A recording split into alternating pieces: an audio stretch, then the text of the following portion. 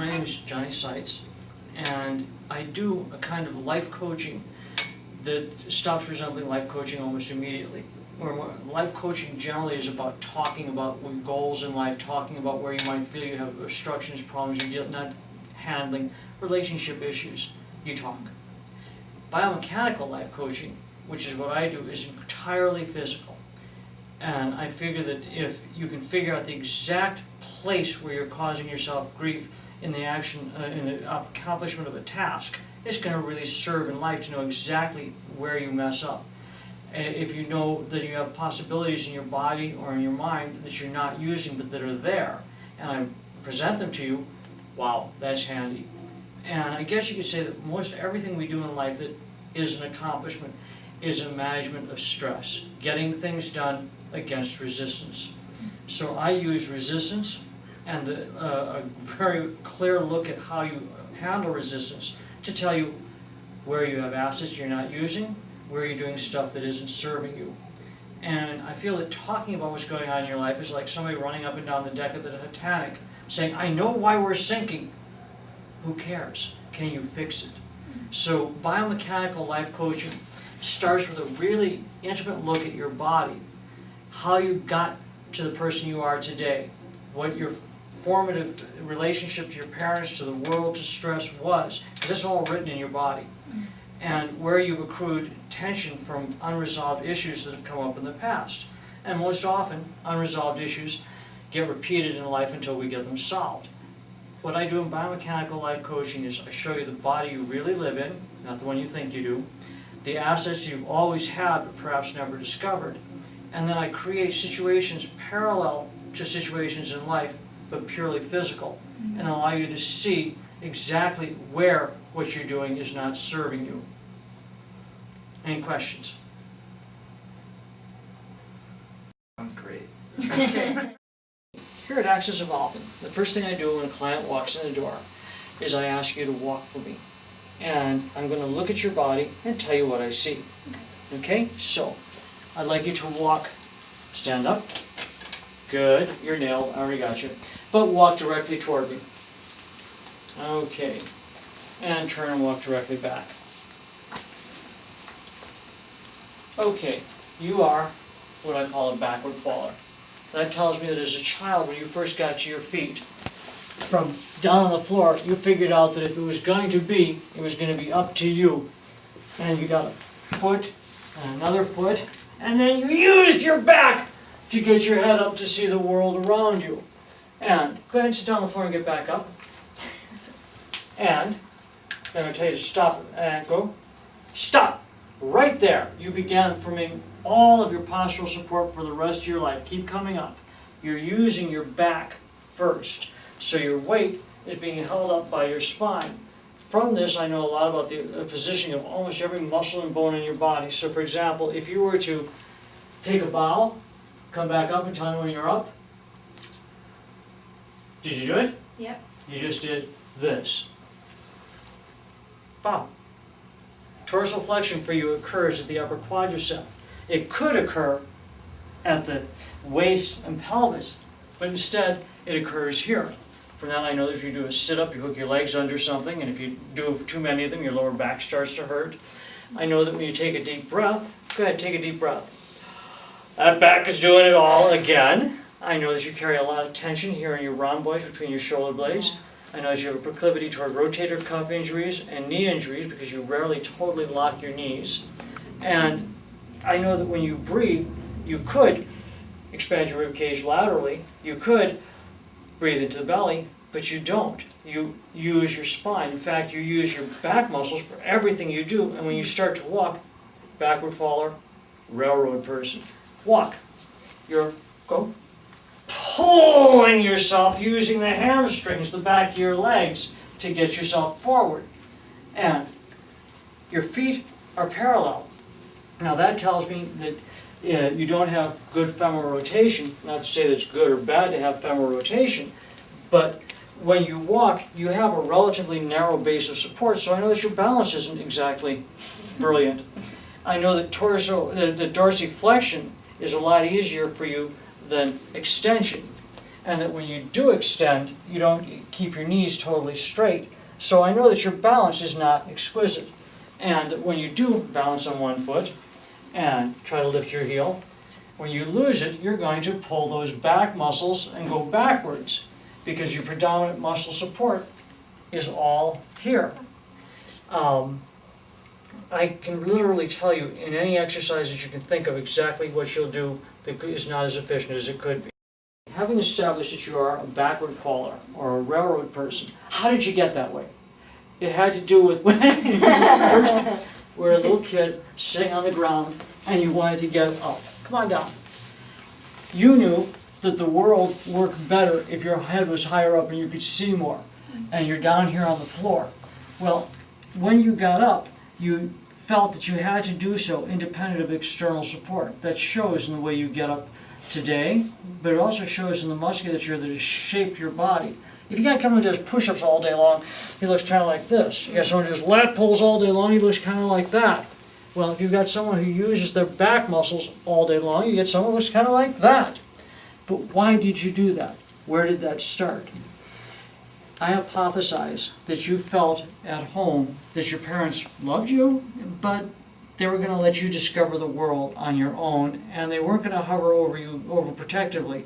And so when you got up in a way that's consistent with feeling like, okay, well, I got to do this, and you got the foot up, and you lifted like this to bring yourself up, and then you looked around and saw the world and said, oh, I want to go someplace and see something. So you saw something that interested you, and you put a foot there and pulled yourself toward it step by step. Now, biomechanics as a personality analysis method is predicated on the idea that we do everything mentally and emotionally exactly the same way we do it physically, because we learned it physically first. So if you pull yourself this way towards solving the problem of seeing what's on the dresser, if I walk up to you in a bar and say, hey, what do you say? Whoa, where did you go to school? What do you do for a living? What's your religion? How much money? You're going to want to know more facts about me before you let me closer. You're going to figure things out. We're going to make $100 million. Yeah, back down, big boy. What are we going to do first? Then what? Then what? That sound kind of like the way you think? Because it's written in your body. It's written in your musculature. Now, there are three different ways. Certain things I need to know. Well, I needed to know them, because as a child, my first thing would be to tell you all about what we're going to do, and you're like, what? It's crazy. But if I said, Mom, if we went downtown, and while we were downtown, we were near that place with the ice cream, and if we had some time, and I have $5 I saved up, I could get her to go and buy me ice cream.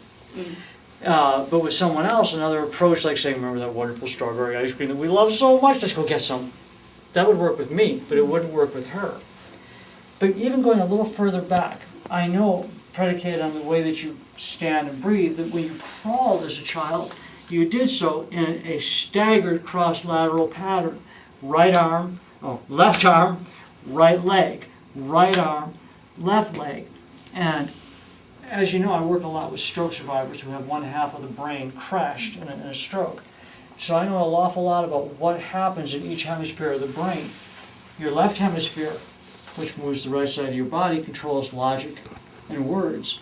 The right hemisphere, which controls the left side of your body, handles emotion and rhythmic things.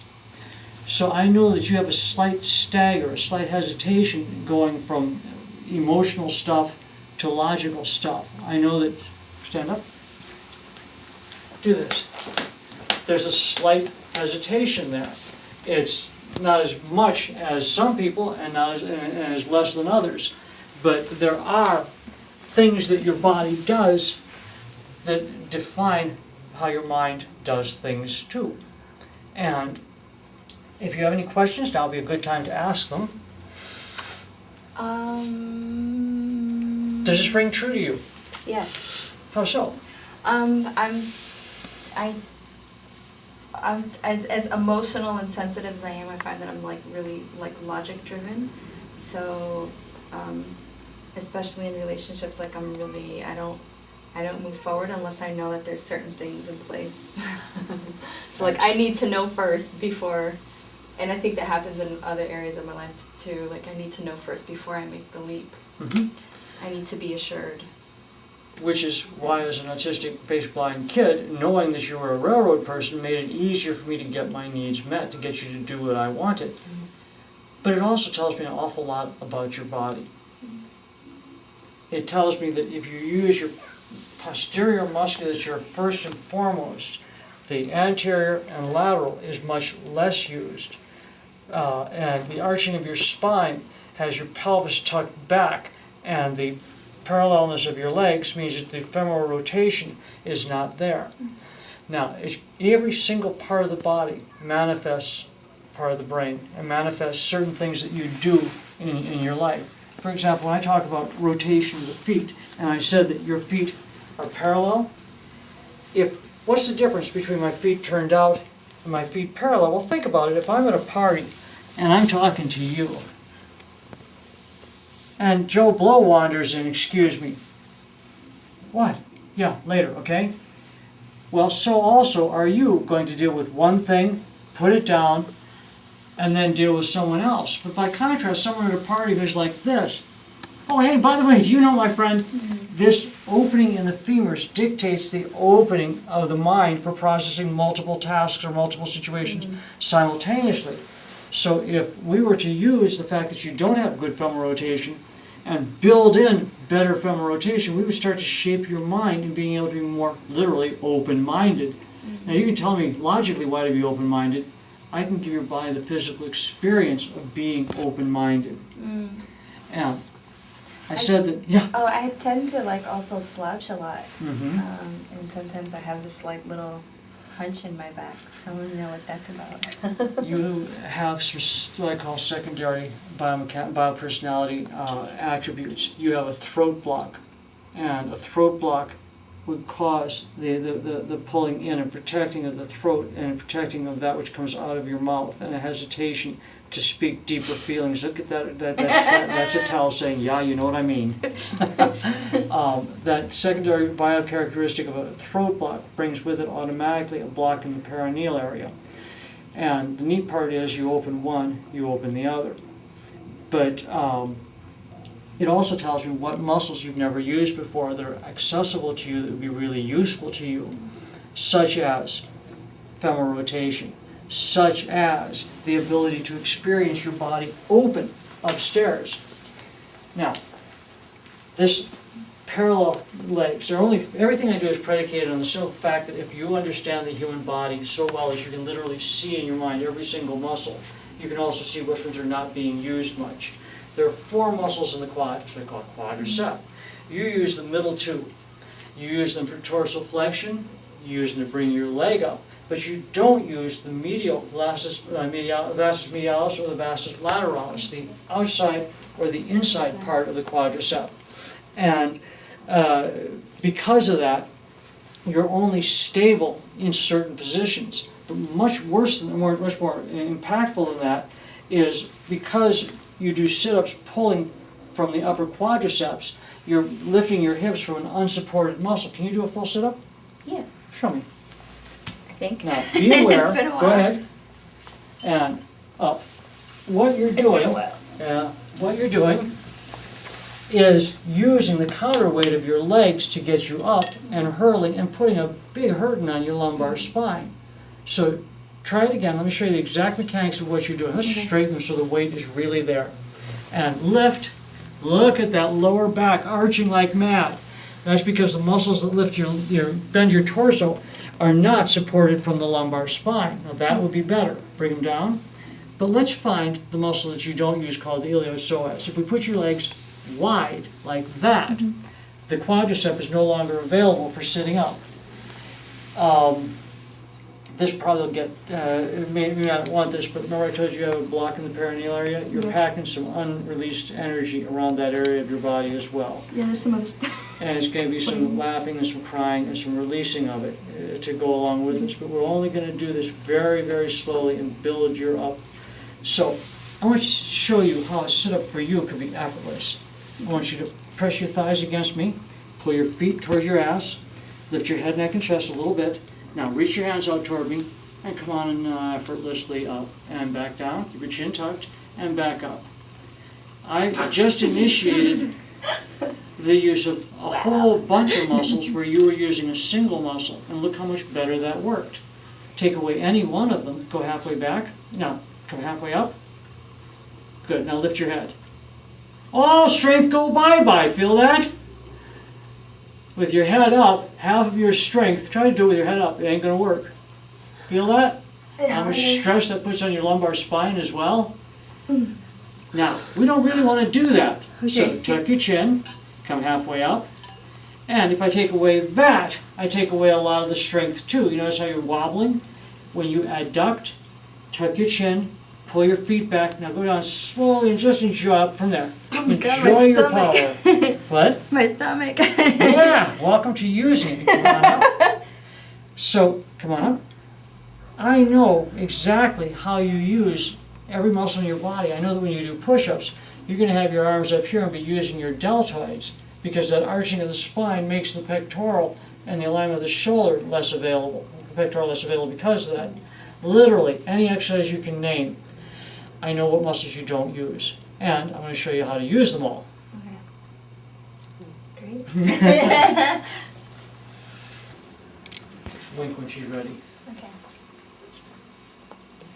Okay, having established that you are a railroad person, a backward faller, that your predominant musculature is posterior, how do you handle stress? I get agitated and anxious. Uh-huh. Yeah. Tell you what, let's find out how you handle Okay. stress. Look at me. Ready? Yeah. What did you just do? I flinched. You waited too long, you went backwards, and you started to deal with it once it already was too close to you. Toss it back to me. And stress management has to do with maximizing the potential for handling stress. So, if I were to turn sideways, if I were to push against you and try and push you over, don't let me. This is stress, I want to see how you handle it. I haven't moved yet. You've already assumed where the stress is coming from and started pushing it into my hand. So that tells us two things about stress. One, you wait for it to get too close. Two, you go against what you perceive to be the stress, and by that I could lead you around by offering what you think is going to be stress and getting you to go anywhere I wanted. Let's try something crazy. Go ahead, do your push against me. And notice that it doesn't work. And if I let go, while you're pushing, you're going to fall over. Can I make a suggestion? Yes. Pull your thighs madly towards you. Leave your feet where they are, but pull toward each other. Pull. And if I push against you from any place on earth, if you're pulling your thighs together, you're a whole bunch stronger.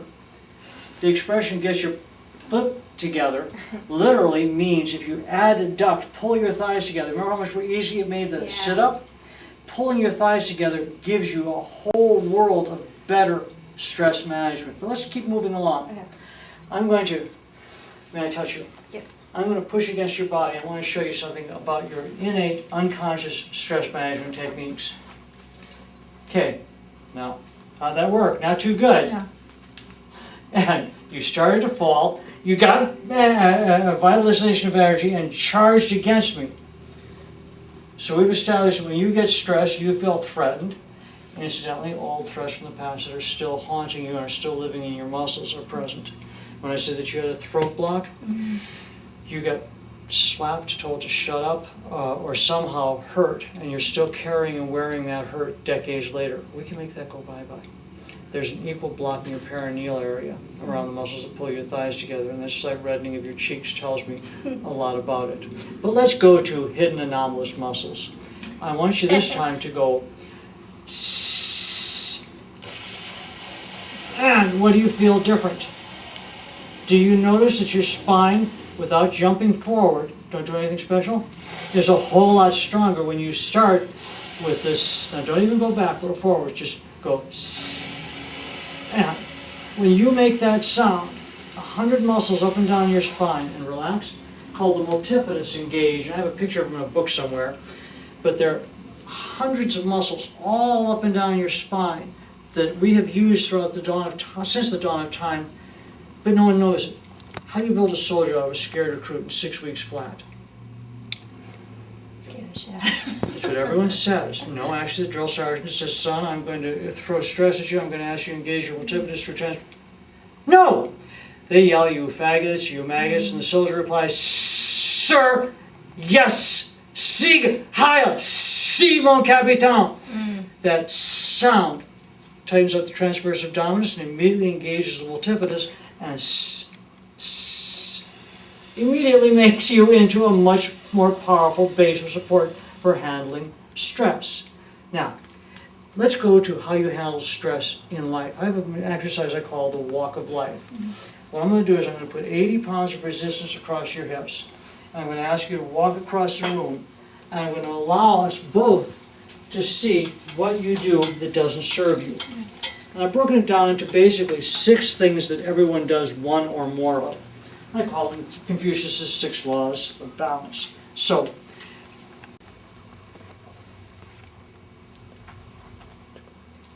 this exercise is a way of looking at, practically speaking, exactly how you handle stress in your life while trying to accomplish a task.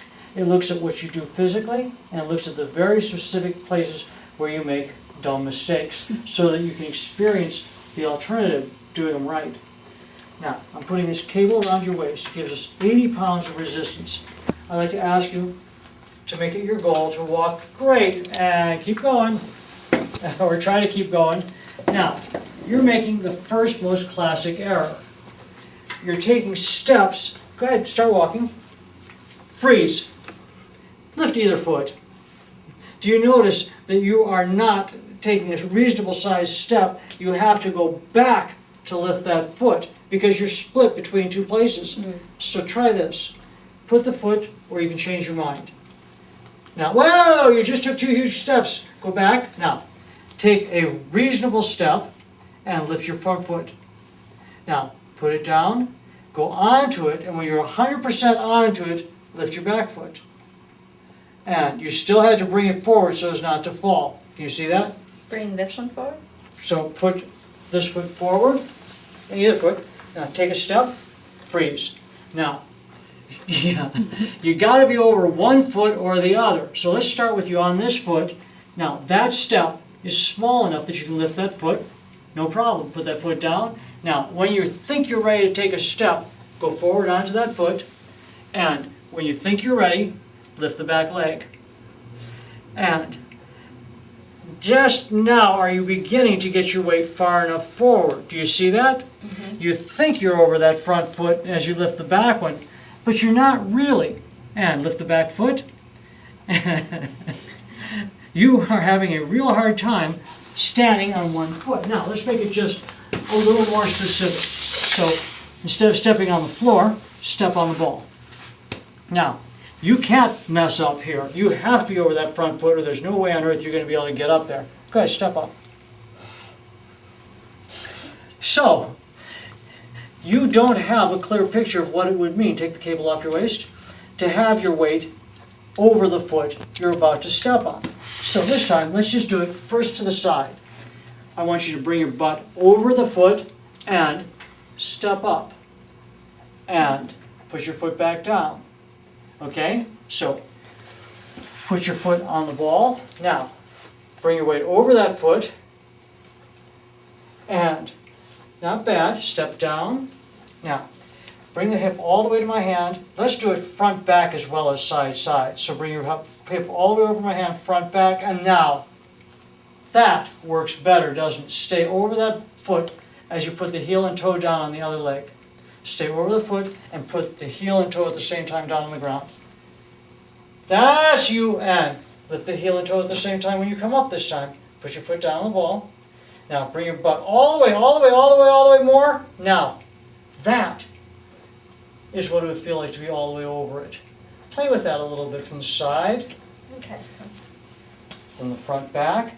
Get your butt 100% so your perineum is over. That's right, that's right, that's right, over your metatarsal arch. That's what you weren't doing just a second ago. Okay. Now let's do it with the cable. Stress makes errors bigger. So put this around you again, and walk up to that ball, plant your foot on it. Now, you want to experience being 100% over it, front, back, and side, before you try to go up.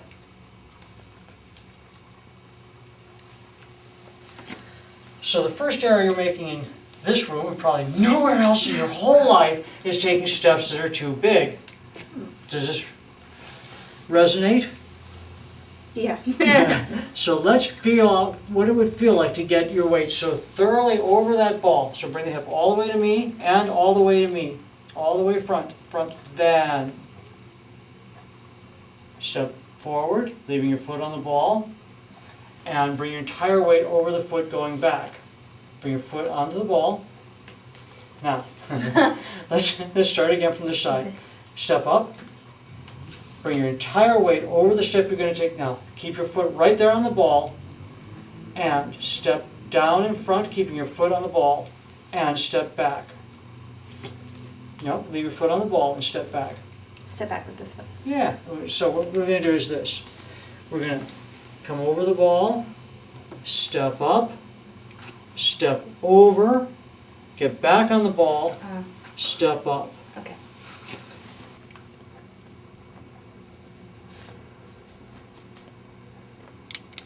So what you're not doing is having the experience, that's it, of being 100% over each step you take yet. So plant your foot squarely in the middle of the ball. And this time, remember when I pushed against you and I said pull your thighs together? Mm-hmm. Step up, pulling your thighs together, and stay over that foot and feel. There, stay there, stay there, stay there, be there. One should be in each accomplishment of our lives, shouldn't one? Now, step down and back up. You're better at getting into trouble than you are at getting out of trouble, aren't you? And thank you. Do you notice you're having the experience of actually being over the step you're about to take now for the first time? Now let's do it just walking. And each step, you want to take a step that you can manage. Know when you're over the foot. Do you notice you keep waiting for it to be really hard before you're going to try an effort? And stay on, stay there, on the foot, on the foot, on the foot, on the foot. You finish things? Stay there on the left foot. No, I don't. Stay on the left foot. Stay on the left foot. And stay there. Place the right foot. Go on to it. Step onto it. Lift and stay. So we're already hitting a huge wall of not being present for the steps you take. How's that working in your life? That's great. I want you to have the experience of actually being on each step that you take 100% until you go to the next one, and being sure you're ready to be on it before you go to the next one. Okay, do you want to, you're not, there's no, okay. Perfect, oops. Now, the purpose of this exercise is to have you know the experience of being 100% over each step, finishing being over it before you go to the next step. Go. And now, step onto it, stay, be there. Okay, wow, I'm married. Step, I think I'll have children. Okay, wow, now I'm a mom. Okay, I think they're going to go to college. You want to be over each, stay there, lift your foot, stay over that foot. You are so rushing toward achieving a goal that you're kind of skipping the presence of your life. Do you feel that? Mm-hmm. Here, you're getting to experience, be over it, 100% over it. Press your thighs together, stay there, stay there. Press your thighs together and stay there. Stay on the one foot. And take the next and last step. Get onto it. Stay there, and walk backwards. Stay on that foot as you lift the front one. Nope, that was a fall. So,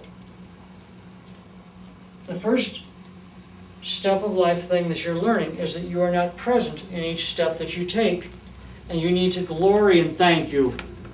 The joy of being present in each step instead of rushing to be ready for the next, the next, the next. Last time. Step, stay. Look at the flowers. Look at the, smell the flowers.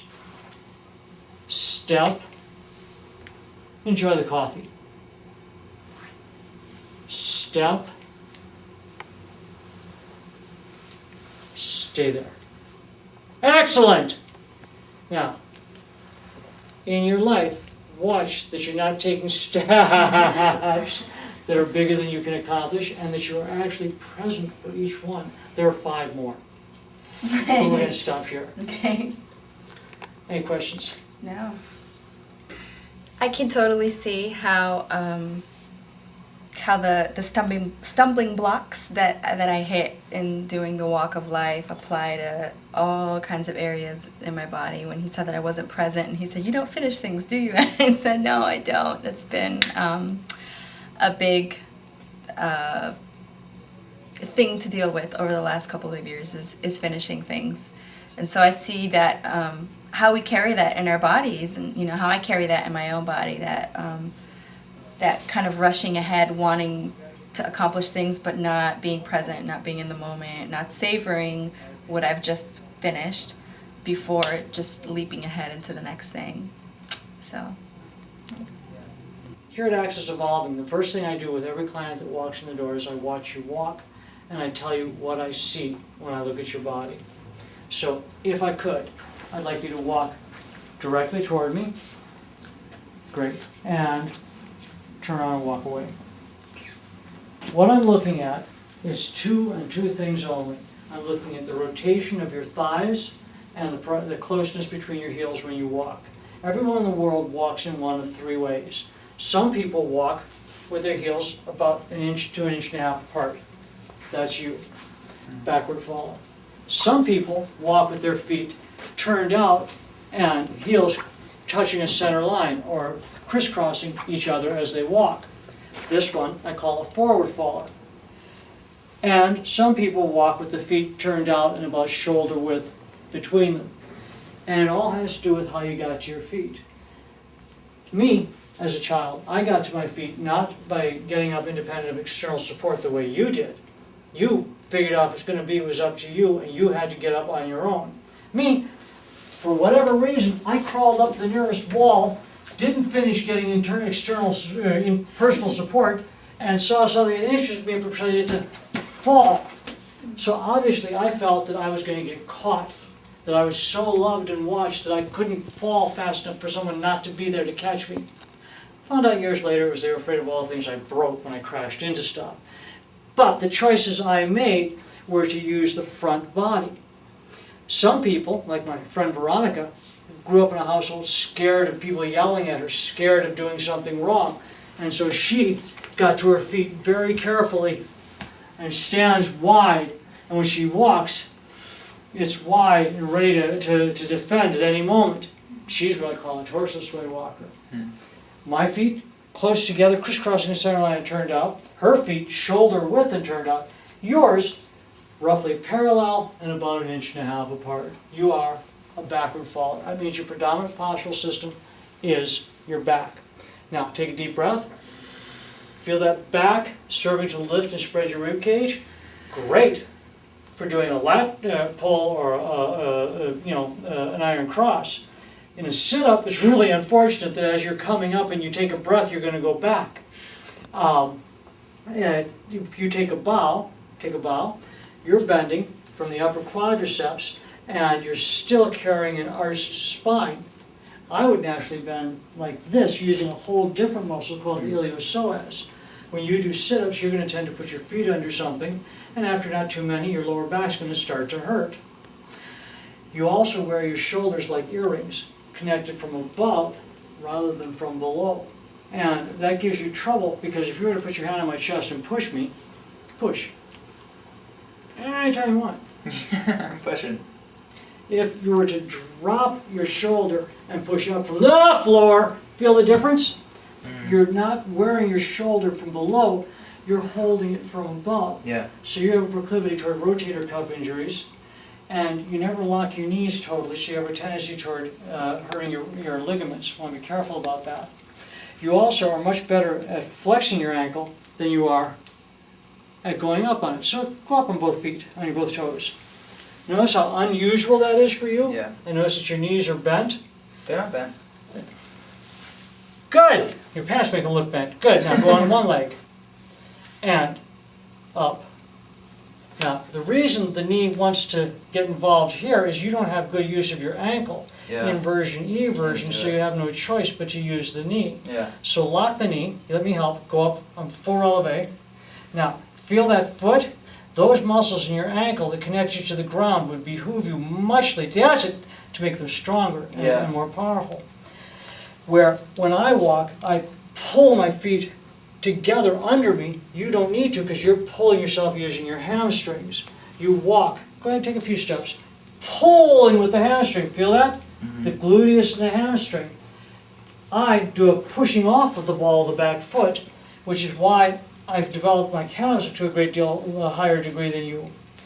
Because your thighs are parallel, when you bend, the iliopsoas is only attainable if the femurs are, if the thighs are rotated outward and the muscle hooks in here. Because your thighs are not rotated outward, you use the upper quadriceps for dorsal flexion.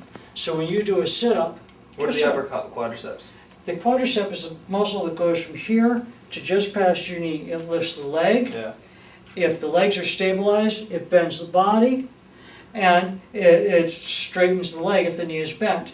It does because it goes from here to here. As it gets shorter, if the leg is bent, it straightens it. Because it gets shorter, if the body is stable, the leg will go up. If the leg is stable, the body goes down. But it pulls the hip toward the knee. So can you do a full sit-up? Now I understand you've got some issues with your back. Talk to me, what? I have, just lower back pain. You said something about a disc? Yeah, a bulging disc? a small bulging disc, yeah. Okay. There are a lot of muscles in your body that I know you personally have never used that make a big difference. May I touch you? Yeah. I'm going to exert some force and push your chest. And I want you to notice you bend your knees and you're not very stable. Now, that tells me that your feet are not real connected to the earth. And more importantly... I don't think I bent my knees when you did that. Okay. But I do... Sure looks like they'd be bent to me. Straighten. Yeah. They're straight. Nope, they bent.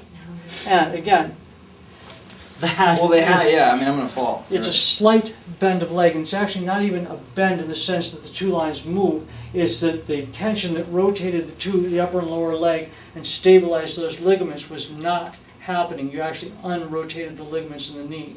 Lock your knees really hard. Now, can you feel there's a slight rotational thing that occurs in between your upper and lower leg? Yeah. Now relax. When that uncurls, I call that bending your knees because you've broken the integrity of that joint. But hey, let's go past that for a second. And again, I'm going to push, and I want you to notice when you go, whoa, what happened? Do you feel that dramatic difference? Felt like you pushed less hard. Push harder. Yeah. Now, I'm going to push exactly the same way, don't make the sound. Now, I'm going to push harder, make the sound. I am definitely pushing harder. What happens is 100 muscles... I'm sorry. Okay, I don't buy that. Okay, excellent. Make the sound, make the sound, make the sound. Go Okay, now stop making the sound and relax. Do you notice any difference? Cool, yeah. I am not able to change the weight of my body. Yeah. And go Cool, yeah. It is really happening. In fact, it's been happening since the dawn of the armies. What do they do to make a soldier? The guy that 30 years after he leaves the military is the one guy who doesn't flake out when there's a crisis, an earthquake. He's just commanding, okay, get them all over there, let's call the doctor, let's do this. They do the same thing I just did with you. They yell at the guy throwing stress, you faggots, you maggots, and they say, son, I'd like you to engage your transversive abdominis, thereby engage. No, you yell back, Sir, Sieg Heil, Simon Capitan! In any army on earth, that sound is used to rigidify the spine. I take people with back injuries, and this is why this is important for you, is if that set of muscles became integrated all day long. So I'd like you to sit down and stand up, making that sound. So sit down, stand up, and stand. Thank you. Just do that every time for the next 6 or 7 days, and it'll stay with you for the rest of your life. Yeah. And again. So what I'm doing is I'm training your muscles. I have a blown ACL in this leg, which means that when I walk downstairs, there's a lot of pain. There's a biceps femoris which is perfectly engaged or in a line to pull that bone back. So I taught myself when I walk downstairs to engage that muscle. I do 45-minute humps in the jungle with no pain from my blown ligament. There's so much redundancy in the body, alternative ways to do things, that when we start to bring those things on, we can make your whole body. Now here's another one for you. Leave your tongue at the bottom of your mouth. Resist when I push again. That's it, huh? And now, swallow, and leave your tongue at the roof of your mouth where it goes when you swallow. Don't do anything else.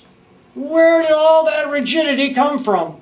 Two little muscles called the supra and infrahyoid that immediately engage when you swallow. But something else happens. When you leave your tongue at the bottom of your mouth, I'm doing physical biomechanics, teaching you the mechanics of your body as they apply to physicality. Put your tongue at the roof of your mouth. I'm doing physical biomechanics, the application of the mechanics of the human body to things that you do with your life. Do you notice how different it sounded the second time? When your tongue is at the roof of your mouth, you're in your right hemisphere. When it's in the bottom of your mouth, you're in your left or logical hemisphere. The right hemisphere is emotion, rhythm, movement. The left hemisphere is logic and words. So simply by putting your tongue at the roof of your mouth when you look around, you're perceiving the world through your right hemisphere. Try it. Put your tongue at the roof of your mouth and just look around the room. Notice there's a quiet. Now, put it back on the bottom of your mouth and look around the room. It's defining things like a chair, couch, person, dog. Can you notice the difference? It's pretty subtle, but it's so important that the people who use Sanskrit tell people to count out the letters of words on the roof of your mouth with your tongue just to get people using it. Anyways, back to you, backward faller. Based on how you breathe, or actually how you stand and walk, I know how you breathe, I know how you torso flex, I know how you do most everything physically. How you do it physically is an exact picture of how you do it mentally and emotionally. Just as you walk, pulling yourself step by step, you figure things out. Hey, let's say we sell your car and buy some tickets to Nepal and go rock face climbing. What? Hey, you know that car you got? You're not driving it, right? In fact, you always kind of hated the sucker. What if we sold it and we had all this money and then we went and we bought tickets to an airplane to go somewhere? Then I could bring you with me. But if I jump to something outside of your ease, it's not easy. You need to get there step by step by step. All right, now, we're going to take a look at how you handle stress. We're going to do what I call the walk of life. All right.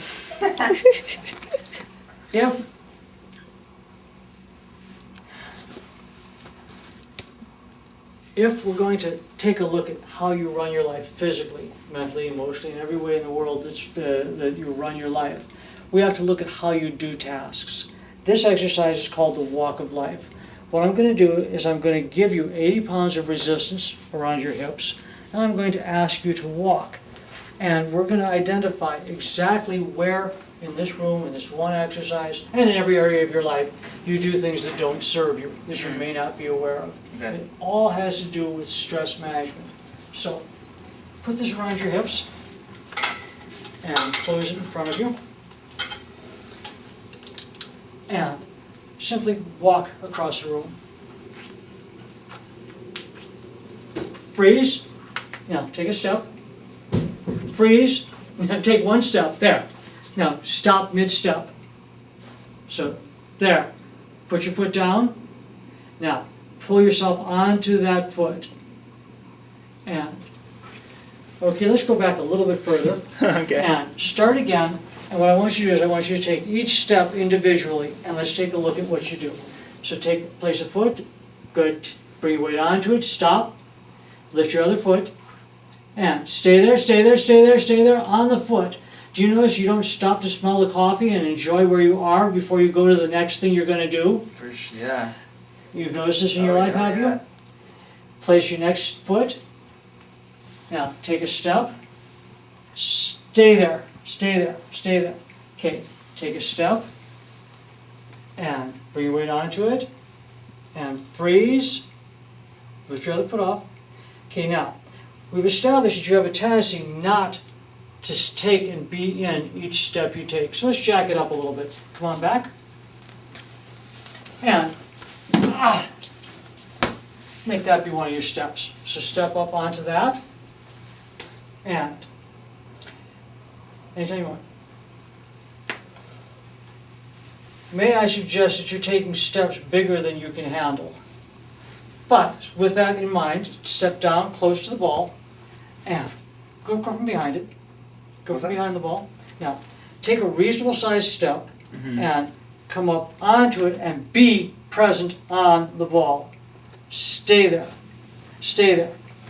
Now, most people, it seems in this day and age, are taking steps so much faster that they don't stop to enjoy where they are mid-step. But I'd like to point out something. Your head is way in advance of your heart and your pelvis. I call it the cooked spaghetti rule. It's easier to take a piece of uncooked spaghetti and balance it than to take a piece of cooked spaghetti and balance it. You're leading with your head so hard that you're hoping your body will catch up. I'd like you to have the experience of bringing your foot there, your pelvis, your sexuality, your chest, your heart, your head, your mind, and be present. Thank you. Feel a little different? Yeah. You had your head so far forward that with each step you were taking, it was one, not about being in the step you're in. Two, it was about your head. I got it. But you haven't experienced it yet. And it kind of goes with the fact that you jump to the next step each time. Sure. So step back and down. And let's just jack the ante up. So this time, instead of stepping there, no, very often when we put our faith in somebody, they are not perfectly reliable or going to be exactly where we want them to be. And it becomes up to us to hold them in a position that will serve us. So if I may suggest two things. Yeah. Let me take the table. You're going to do this perfectly the next time you do it, I promise. And come on out. One, you want to put this ball or the person you're going to marry or your business associate into an alignment that they can serve you doing what you want them to do and hold them in that alignment rather than just getting upset that it's not everything equal, flat earth or whatever. It's that you have to hold people in a juxtaposition that serves you. And you have to do it using the resources that God gave you. So I want you to plant your foot, plant your arch squarely over the white dot. And then I want you to bring your head, your heart, and your pelvis over your foot, but hold the ball in a juxtaposition where it can serve you. Not kind of the way you're having a tendency to do. I forewarn you because that's the first thing you'll do wrong. Yeah. So, put that around your hips, walk right up to the edge of this. Let's make it as comfortable as possible. Plant your foot right over that.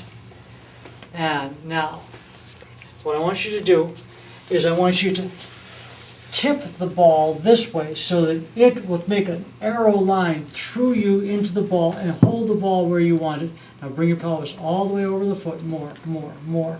And press your thighs together and stay there, thighs together, and That's now better. let me show you something. It's much better. Stay there. Let me show you something. Feet like this. When you deal with stress, you make a couple of rudimentary mistakes. I'm going to push at your hip. Don't let me knock you over. Okay, you ready? Yeah. Good. The first thing you didn't do is push into my hip. Wonderful, but you didn't stay strong. So this time, what I want you to do is I want you to pull your thighs towards each other. Pull. Thank you. It's called adduction. You won't pull. Now here, you have to pull your thighs together a whole bunch, and you'll find that what you've already almost got becomes effortless. Plant your foot. Now tip it forward. Pull elbows and thighs together. Everything in the world says get ready to fall. Instead, pull, get ready to stay. Thighs together. Do not put your foot down. Thighs together. Use your ankle. stay there and use that ankle. Stay there. Oh my God. It becomes That's really so hard. critical that you're not leading Yeah, with your head yeah. here. Let's do it again, other foot. Now, tip the ball. Now, bring your pelvis all the way over, which means the knee's going to bend really far. And this time, when you come up, press your thighs together and hold the ball at an angle like that. Press your thighs together and don't touch the ball with that right foot. Press your thighs together and use your ankle. Press your thighs together. It's contra-logical. Press your thighs together. Now press your elbows together as well and bring your heart. That's it. Stay there. Stay there. Stay there. What's the problem? Stay there. Now slowly step out. Go back. And let's do it again. This is all about things you didn't think you could do. Other foot.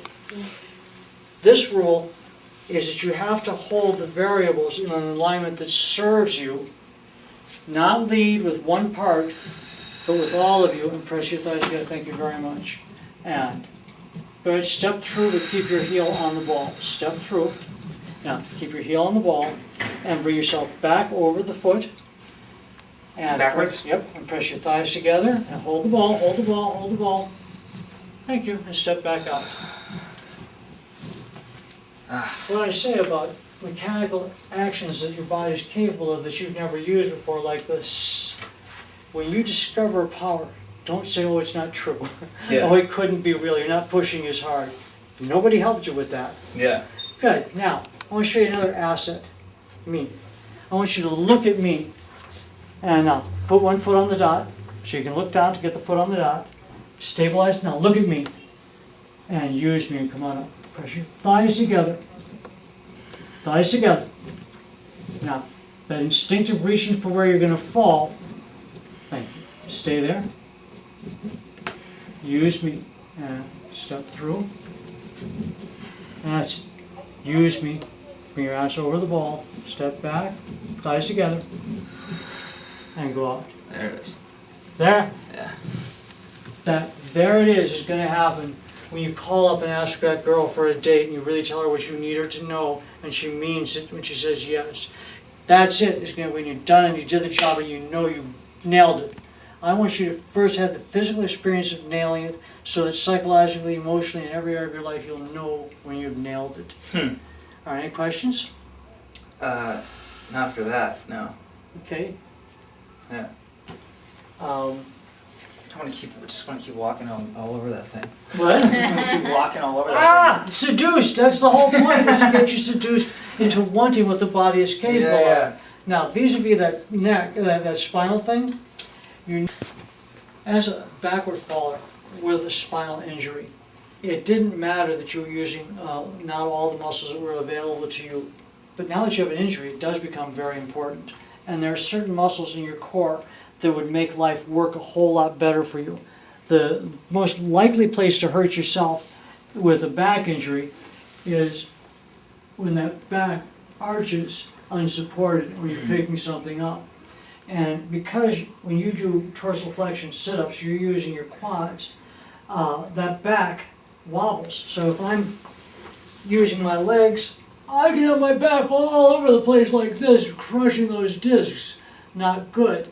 So come down here in a position for a full regular sit-up. Your body has, every single part of it relates to something in your mind and in your brain, relates to how you do things, where you hold emotions. If someone says, my heart hurts, well, it hurts because the intercostals between the ribs are tightening up to protect them from a blow to their heart. And it literally is a mechanical muscle that hurts.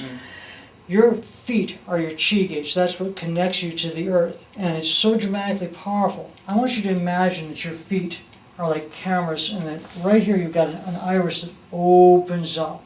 And try to open up your bottoms of your feet.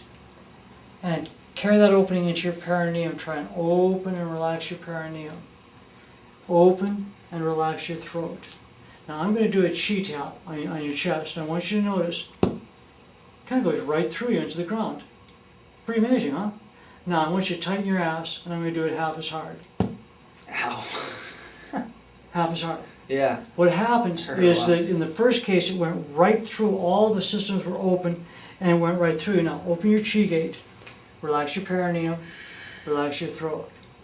Ah! Now, tighten your ass. And you know it's coming. Ah! And it still has more effect when you don't have the chi gate open. When your chi gate in your feet is open, particularly when you're public speaking or you're with someone you love, you listen with an open heart. But you're connected to the earth via the chi gate. Your things don't hurt, they go through you. I learned this from an 80-year-old Tai Chi master who was a really obnoxious 25-year-old. And he finally said, Mr. Rogers, why don't you just hit me? You'll feel better.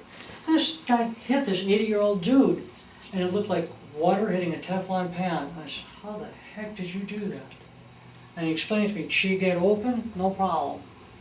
So that chi gate allows chi to flow through you from the earth to support the spine and take the stresses that come into your spine and flow through you into the earth.